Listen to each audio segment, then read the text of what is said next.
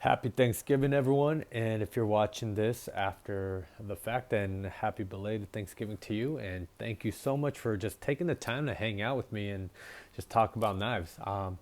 So today, actually, I'm doing a first impressions on this stunner right here. This is the Reeve Large Sebenza 31 and in the box elder inlay.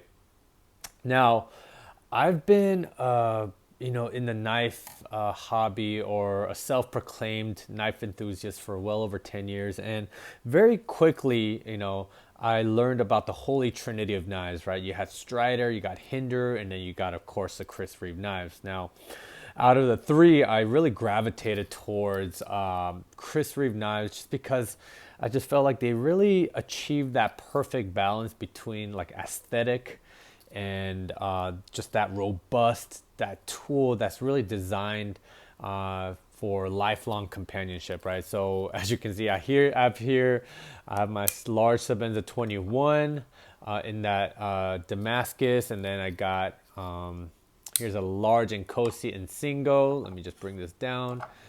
And then I got, of course, the very much coveted Umnumzan, which is, I feel like it's still hard to find these days, even though I feel like this is one of their most popular models. You know what I mean? Sorry, I'm gonna try to line it up here, guys, so that for you guys who have maybe a little bit of OCD, it doesn't bug you too much, right? And then lastly, I have here, this is my small Sebenza 21. I cannot even fit it in the screen right now, but there you go.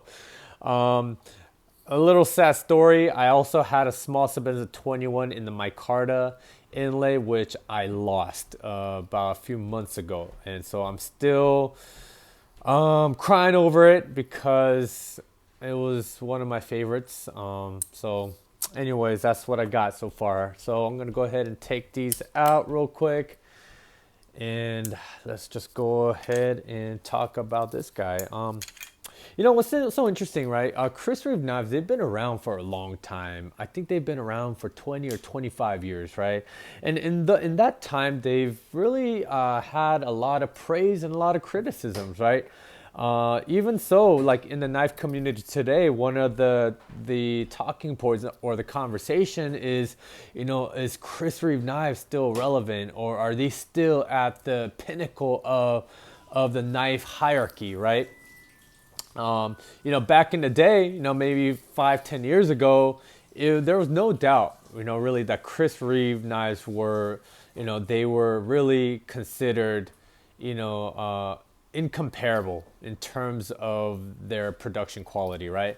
But now we have companies like Riot, We Knives, you have companies like this, like Koenig Knives, which is an American knife company that are doing some incredible things, right? They are really closing the gap between that, just that tolerance, the impeccable craftsmanship, and then coming in at a very competitive price. Now, bringing back the Koenig areas, I wouldn't say this is competitive because these go, I believe, for somewhere like $800-900. And so, yeah, I mean, this guy's cheaper than this guy for sure. But, you have companies out there that are really doing some crazy things. Like I have here, this is Liang Ma's Model 18 that was manufactured by Riot. And I mean, look at that perfect centering. This is an integral titanium frame lock that has like, it has all the doodads, of what the knife kind of industry's at today, right? And so, some folks may argue, yeah, Reeve knives, they've kind of, they're not at the top. See, here's my little argument is that these guys have been making knives for a long time. Knife companies, they come and go, and, very few stay in the knife game, right? Knife industry. But there's really no other company like CRK that's really not only stayed in the game, but really just changed the game, right? They're the ones that came up with this frame lock, right? They call it, actually, the official name is a Reeve integral lock, right? They're the ones that actually came up with, the S35VN, steel. They are the ones that came up with the S45 VN steel that's on this guy, right? And so they've really influenced and changed the knife industry in so many different ways. Anyways, with that being said, I'm not going to go into all that because this is the first impressions of this guy, all right? So right off the bat, this knife is a thing of beauty. I mean, look at the box elder on this guy, right? Now, two things I want to point out. I love this new kind of this inlay design they've put on the Sebenza 31. If you guys know anything about the inlay design in the previous model, the Sebenza 21, it was like a two-piece kind of layout, which I really loved actually. I actually preferred that over this one piece for the small Sebenza line, but I love how this one piece really translated over to the 31. Actually love it way more than the way they implemented on the 30 on the small model. It feels really good in the hand. Anyways, let me, before I want to backtrack real quick. Look at that. I mean, this is visually just so striking, so beautiful to look at. I do want to point out that because this is a natural wood material, each inlay is going to look unique. It's going to look different. The one that you get is not going to look like this. You know, it may have even more variances, more pattern, more swirls. The color may look different, or it may look a little bit more bland. You know, I had the small Sebenza 31 box elder, and it didn't look anywhere near as cool as this, right? And so really it's gonna really depend on the knife you get, right? Even on the websites that show this model, they usually say that the knife pictured in the website is not gonna look like the knife that you'll receive, right? Because they're taking into account that each of these inlays are gonna look different, right? But I was very fortunate to get an inlay pattern that is just so beautiful. It's just has so much character. I mean, look at that. Beautiful. Now, I've seen other patterns where it has more swirls. It kind of looks more like a coffee creamer type of vibe. I've seen some that have like a reddish kind of a hue or tint to the inlay. So, you know, I know those specifically are really sought after in the CRK community. So anyways, just give you guys one more kind of a look through at this beautiful box elder. Is it box elder or elder box? I always get it mixed up. Anyways, I'll just say box elder. I feel like it rolls off the tongue a little bit easier. The next thing I do want to point out that I noticed fairly quickly is the stonewashing seems a little bit different. So let me bring out, actually, let me put this down. I'm going to bring out the Sebenza 21. So actually, let me bring out all of them, actually, because I feel like the stonewashing that they did on the previous models, like, so for example, the Umnumzan, I feel like the stonewash had a more of like this glittery, kind of a shinier sheen to it. I know it may be hard to tell because there's like all these scratches and it's kind of there's like all this kind of worn spots on it, but you may be able to kind of see that kind of that glittery, kind of that, see right there, kind of that glittery kind of stonewash right there. See that? Typically, that's what it kind of looks like when you get it, when you get it brand new, right? Let me see. Here's another one. See, kind of, okay, I apologize for all the scratches and whatnot, but I mean, I do carry and use these amazing knives. Let me see. I'm just trying to show you guys what I mean by, see, you could kind of see it right there. It's got kind of that silver glittery kind of that effect. Now compare that with, for example, see this one right here. So on the 31, the stonewashing is a lot, I feel like it's a lot more uniform, and the glittery sheen feels a little bit more subdued. It's a little bit darker, I would say. So I don't know if they've changed like their method. Maybe they're using maybe a different type of stone, or they changed up their processes a little bit, but I could definitely tell the difference. I know that in the last maybe 2 years, maybe a year or so ago that they introduced a glass blasted finish as well, and this actually feels more reminiscent of a glass blasted finish. When I look at the pictures that kind of compare the two, this kind of seems to lean towards a glass blasted finish. Now, mind you, in the literature that I got with this knife, it does say stonewashed.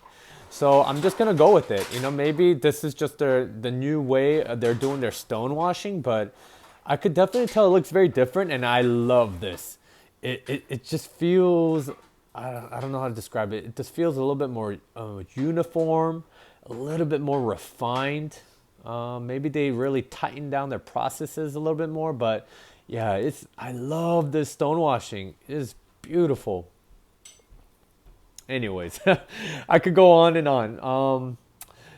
I know there's like a lot of other differences to the 31 versus a 21. I'll get into the details of that. Let me just put this away.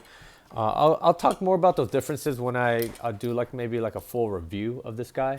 But another thing that I really enjoyed is like that single click. So what I mean by that is when I open it, there's only one click of that ceramic ball interface engaging with that blade tang, right? Now, if you compare that with, let me bring in the Sebenza 21. Typically, if you've ever owned a 21, you know that it has like a double click action, right? And so what I mean by that, you may not be able to hear it, but you definitely feel it. So you get one click there, and then the second click of the frame lock engaging with the blade tang, right? So for the 31, and also I think that actually that I believe they introduced that design element first in the Umnumzan. It's a single click. It's literally a big ceramic ball that is that acts as like the detent, kind of that ball that holds this blade in place, and then it's also the same ball that engages the blade tank to lock up this knife. And I really love that single click sound. It has like a bassier click than the 21. Let me see if I can capture it. And mind you, the 21, I've had this for like 4 years, so it's really broken in, but the acoustics feels a little different. That may change once this breaks in, but it definitely feels like it has like a lower register click.